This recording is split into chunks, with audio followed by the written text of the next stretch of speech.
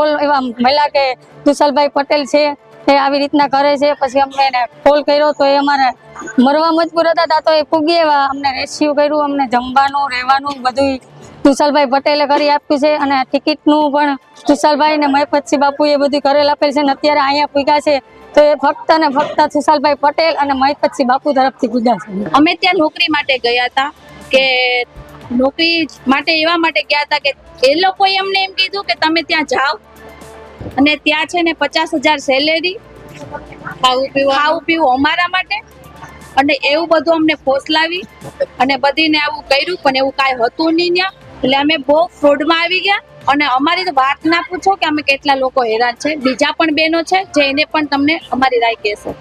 એના પછી બાપુને મેં રજૂઆત કરી કે આ દીકરા છે, વિડીયો કોલમાં વાત કરાવી। વિડીયો કોલમાં વાત કર્યા પછી બાપુએ કીધું તુષારભાઈ ચિંતા ના કરો, 19ની ટિકિટ આવી જશે। એક જ ફોન અને એક જ મિનિટ બાપુએ 19 જણાની ટિકિટ આપી છે। હું મારી ટિકિટ કરીને સાથે આવ્યો, કેમ કે 19 તારીખથી મને ડર, હું મારા ઘરે જ નથી ગયો, હું પોતે પટાયામાં લોકલ સિટીઝન છું, ત્યાં જ રહું છું, મારા બાળકો છે, પણ 19 તારીખથી ઘરે જઉં ને આ લોકો દવા પી લે તો મુશ્કેલ, મને એટલો ડર હતો। તો મેં આ ઝુંબેશ ઉપાડ્યું મારા હાથમાં કે મારી બધી બહેનોને એના ઘરે એના મા બાપ સુધી હું પહોંચી કરું અને લોકલ ઓથોરિટીને આ ડોક્યુમેન્ટ સબમિટ કરું। કહી શકાય કે લગભગ 38 કલાકની અંદર આખી આ રેસ્ક્યુ 19 લોકોને ગુજરાત લાવવાનું એની અંદર આપણે સફળ રહ્યા, અને આ બધો જ શ્રેય જાય છે મારા ફેસબુક ફોલોવર મિત્રો, મારા ચાહક મિત્રો, જે મારા દરેક કામને સપોર્ટ કરે છે।